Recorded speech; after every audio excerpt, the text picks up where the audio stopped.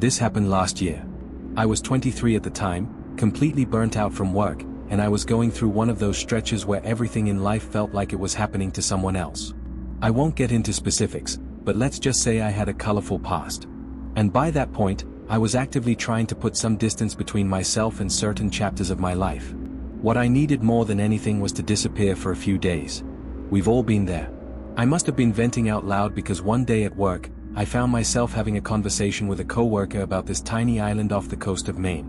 The way he described it, the place sounded almost aggressively boring. No nightlife, barely any tourists after dark, and most people just took the ferry out for the day and left before sunset. He said if you stayed overnight, it was like having the whole island to yourself. Which was exactly what I was looking for. Story 1. The cottage on Monhegan Island. I found a vacation rental listing for a standalone cottage right on the shoreline. The price was suspiciously cheap, and it was available on short notice, which probably should have raised some flags, but I wasn't exactly in a cautious headspace. I booked it without thinking twice. The cottage itself was small, just a single room with a bed, an unused kitchenette, and a bathroom the size of a closet. It was set back from the water, surrounded on 3 sides by thick brush that pressed right up against the walls. The front faced the ocean with a single window covered by this thin, semi-translucent curtain that didn't do much to block the view in either direction. The walls were paper thin. I could hear the wind moving through the brush like it was right next to my ear. The door had a deadbolt and a chain lock that both looked like they'd been installed recently, which struck me as a little odd for such an isolated spot, but I didn't dwell on it. I took the late afternoon ferry over and spent the early evening just walking around the island. It was kind of surreal watching the place empty out as the day visitors filtered back to the mainland. By the time the sun went down, there was almost no one left. No street lights, no ambient noise, nothing. I was pretty much left alone to enjoy the sounds of the ocean by myself. It was beautiful. I grabbed dinner at this little pub near the ferry landing. The bartender was friendly enough, but I noticed that she gave me a weird look when I told her where I was staying. "The cottage on the North Shore?" she asked. "Yeah, that's the one."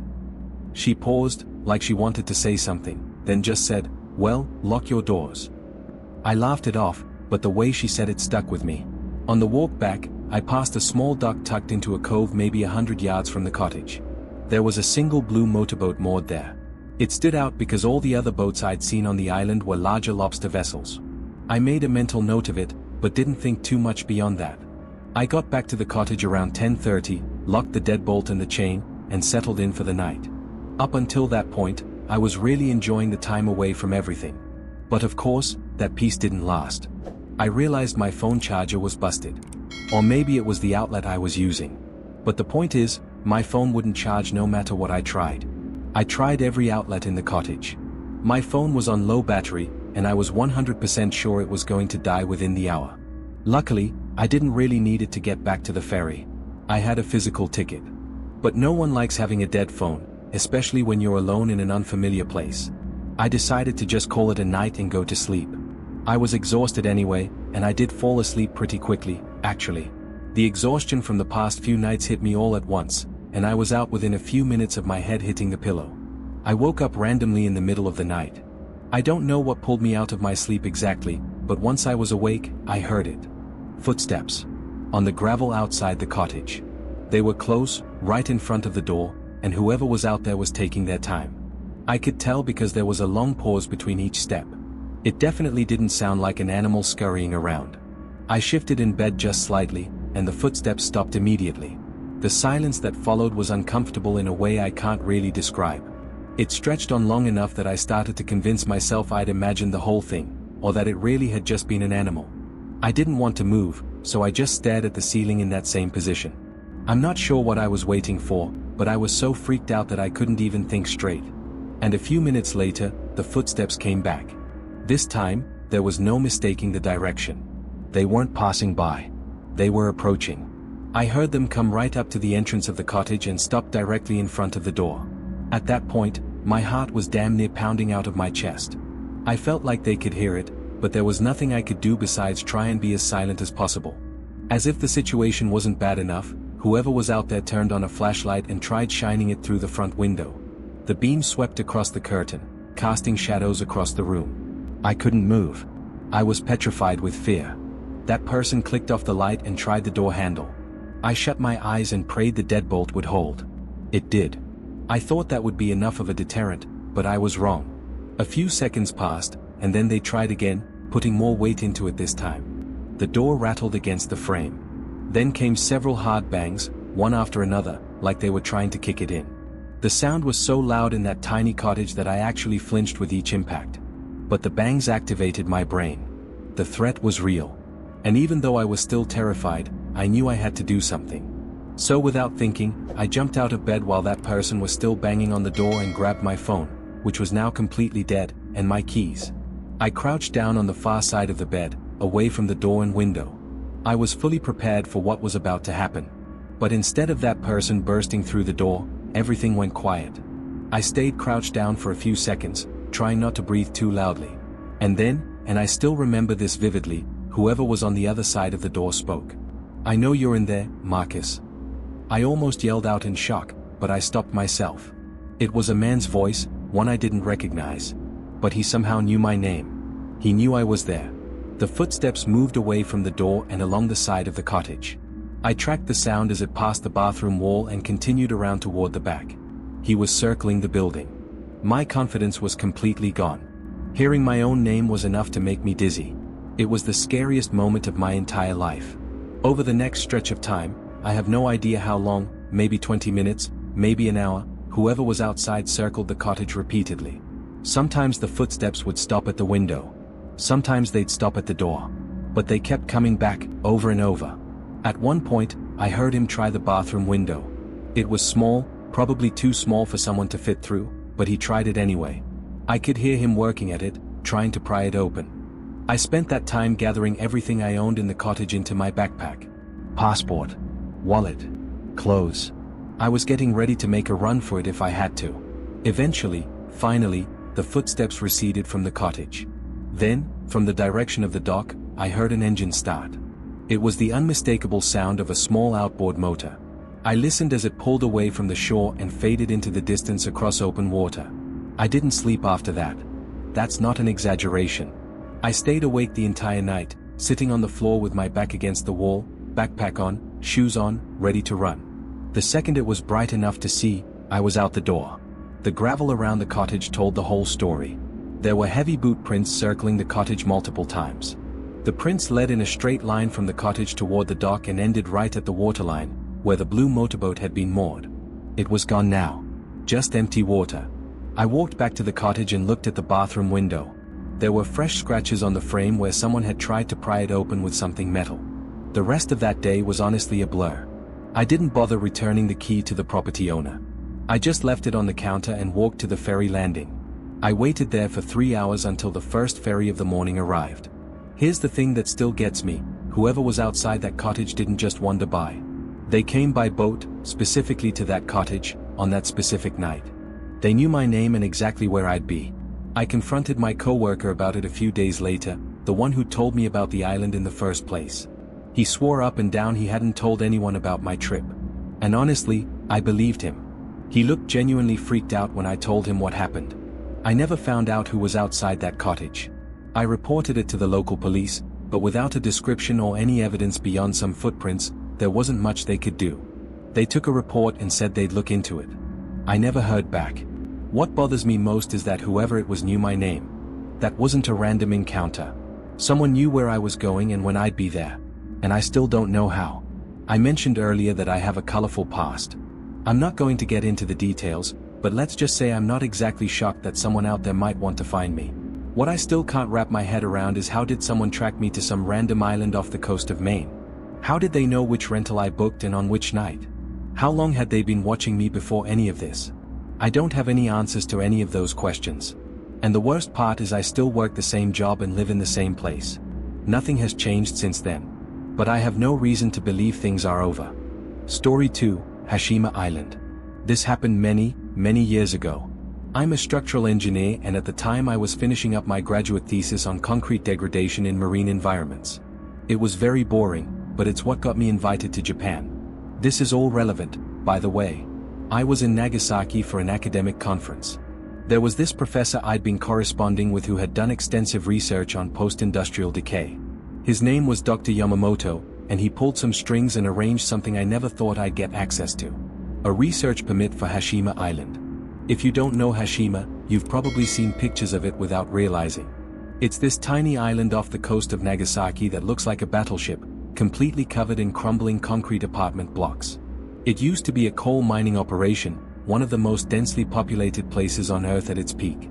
They abandoned it in the 70s when the coal ran out, and it's been rotting ever since. It's a UNESCO World Heritage Site now. Tourists can technically visit, but only on guided tours that stick to a narrow concrete path along the seawall. Civilians are expressly forbidden from entering the actual buildings due to structural integrity concerns.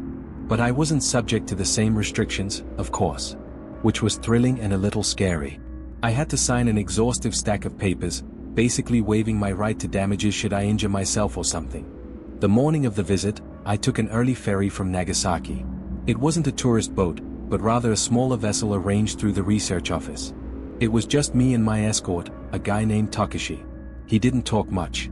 I didn't really mind because I was so hyped about the excursion. The approach to Hashima plays tricks on your eyes. When it first appears within your line of sight, it looks deceptively small, insignificant almost. But then as you get closer, the scale of it hits you. The seawall wrapping around the entire island, the apartment blocks stacked on top of each other. It really is something else. I had seen hundreds of photos, but none of them prepared me for actually laying my eyes on what I can only describe as a true wonder. Takeshi gave me the briefing on the dock. I had access to several buildings beyond the normal tour route. He actually had a list. But there were still rules. Stay on designated paths. Don't enter anything marked with red tape. Don't remove anything. Don't touch anything you don't need to. And stay within visual range of him at all times. He said that last part twice. I also had to wear a hard hat, steel-toed boots, and these bulky reinforced work pants that made it a little difficult to walk. Despite all the excess gear, the first couple hours were amazing. I was taking photos, taking notes, completely in my element. Takeshi followed at a distance, occasionally glancing at his watch. He clearly wanted this over with. We entered one of the large residential blocks around midday. The stairs were intact, but barely. You could see daylight through gaps in the landing. Takeshi waited on the ground floor while I went up, which I thought was a little strange given his whole stay within visual range speech, but I wasn't going to argue. It was kind of irritating having him follow me around anyway. I was on the 4th floor examining a section of wall where the concrete had completely separated from the rebar underneath when I noticed something off. The dust patterns were wrong. There was dust everywhere, obviously, decades of it, but there was this path through it. Like someone had been walking this route regularly. Not recently, maybe, but often enough that the dust hadn't fully settled back. I followed it with my eye and realized it led to a room at the end of the corridor. I should have gone back down to tell Takeshi, which would have been the smart thing, but I was curious and wanted to check things out for myself. He probably would have just ushered me back downstairs anyway, depriving me of ever getting an answer. So, I carefully walked over to the room and pushed the door open. I immediately noticed two things, both of which were incredibly unsettling. Firstly, there was this weird smell emanating from the room that I didn't recognize. It didn't really smell like anything natural, but I couldn't recognize it as any kind of human smell either. I know that makes no sense, but that specific smell was genuinely something I have never encountered before. The second thing was even more confusing. The wall I touched was hot. Or at least noticeably warmer than any of the other surfaces I'd felt on the island. I stood there for maybe 30 seconds trying to process it. You might be thinking the warmth was probably due to sun exposure. And yeah, that makes perfect sense. That's what I was thinking, too, even though there weren't any gaps in the ceiling. And I figured the smell could have been animals, even though I wasn't aware that any animals even lived on Hashima. I went back down and mentioned it to Takeshi. His reaction was immediate and strange.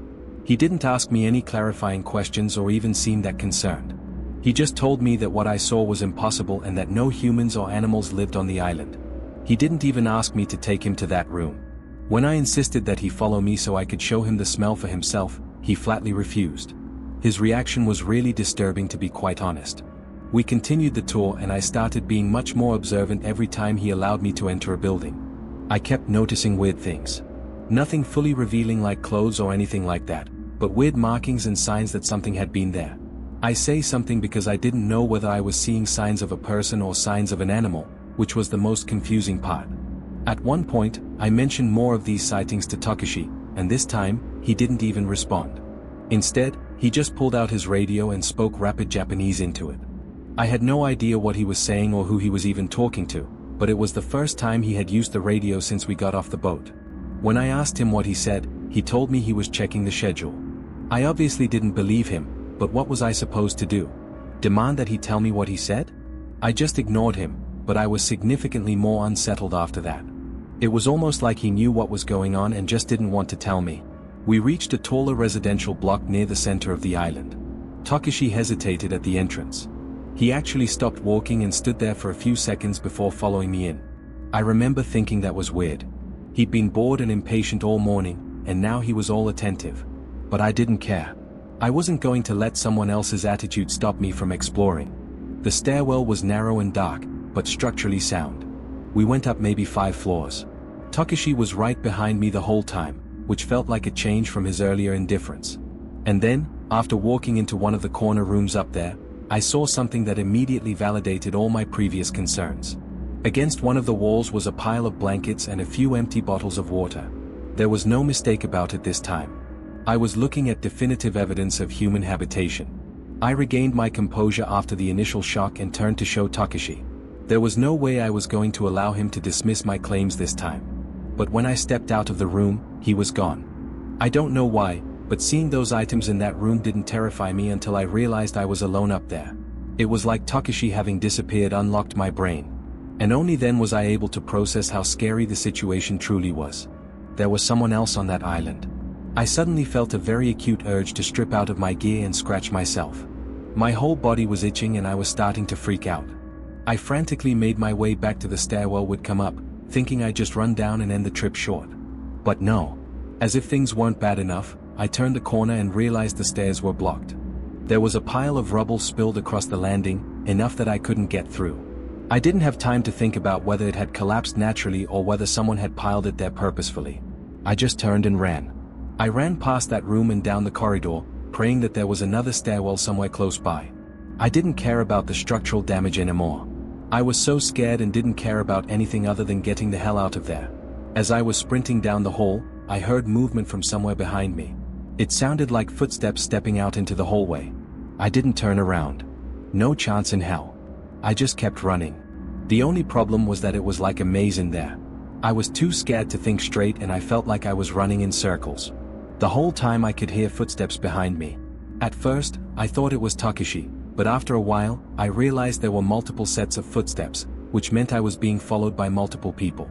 I finally found another stairwell and I practically jumped down it. I don't remember much about getting out of the building. I remember daylight and then sprinting across open ground and then the dock. Takeshi was just standing there by the boat. Seeing how unfazed he looked took me from scared to downright angry.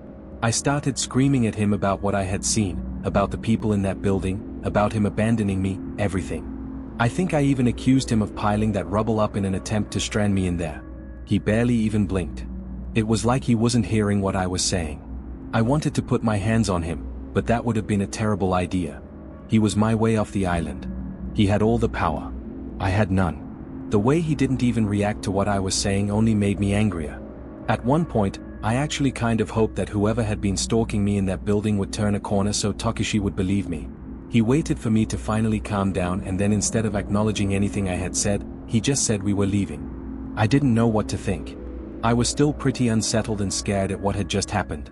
But I was also horrified that this guy was refusing to acknowledge any of it. It genuinely made me think that he knew something about what had happened. Or worse, maybe he had caused it himself. Maybe he had been the one to pile that rubble. But the worst part was that I had to sit through an entire ferry ride back to the mainland with him. I was genuinely worried for my safety. But we made it back and that was that. As soon as I got somewhere safe, the first thing I wanted to do was report my sightings. That there were people on Hashima. That was extremely concerning. So I contacted the only person I could think to contact. The only person who had any connection to both me and the island. Dr. Yamamoto. But I couldn't get a hold of him. Fast forward 2 weeks, I was back in the US at that point and I still couldn't get a hold of him. It was like he had disappeared. I tried my best to report what I had seen to the relevant authorities, but I don't think anything came of it. I don't think anyone believed me. It's been years and years and years since this all happened. But this is a story I'll tell anyone who will listen.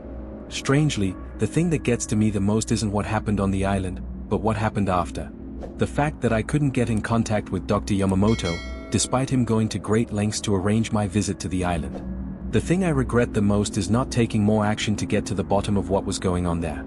If I had spoken Japanese or if I didn't have to return to the US so quickly, I might have been able to do something. This is something I'm going to think about forever. Story 3, North Brother Island. This happened a long time ago. I'm talking 10 plus years. It was during my very last semester of college. I was majoring in history and I was deep into my senior thesis, which focused on abandoned institutional spaces. Places like defunct hospitals, asylums, rehab centers, especially ones that still existed in or around major cities. One of the cases I was writing about was North Brother Island. It was this overgrown island right in the East River. Technically part of New York City, but it had been completely abandoned for decades. As far as I know, it's still exactly the same, but I haven't been in New York City in forever, so I really wouldn't know. Here's a very abbreviated history. It used to house a quarantine hospital, then a rehab center, and then at some point in the distant past, it became off-limits to the public.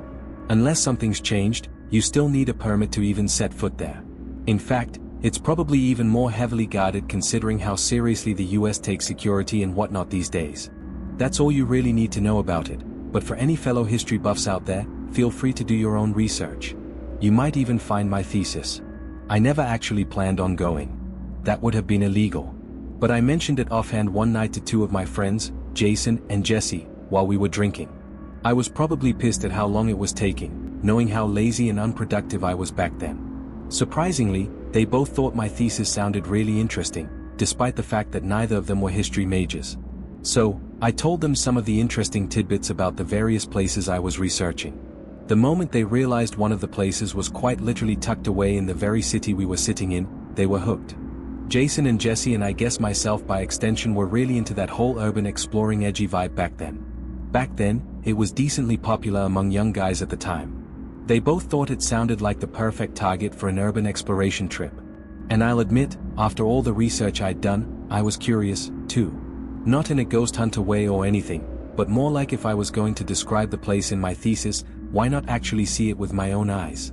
Fast forward a few weeks, and that's how we found ourselves sneaking through Barretto Point Park in the Bronx at 2 a.m. with 3 solo kayaks in tow. It was one of the few spots along the shoreline where you could launch without attracting too much attention, and it was only about a half-mile paddle to the island.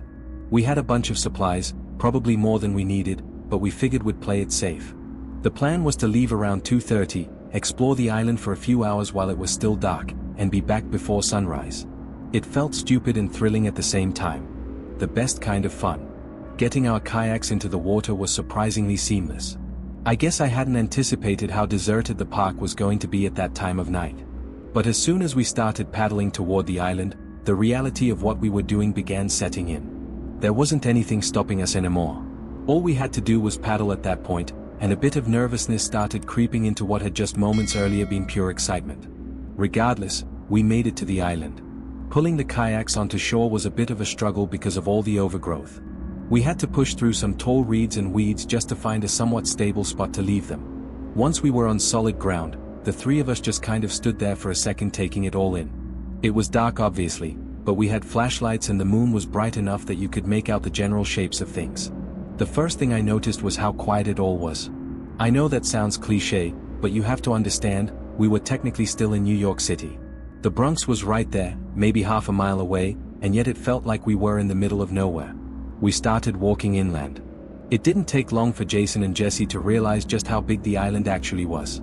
I had told them beforehand that it wasn't some tiny little rock. I think I even showed them a map at some point, but they clearly hadn't internalized it. As we made our way deeper, we started passing building after building.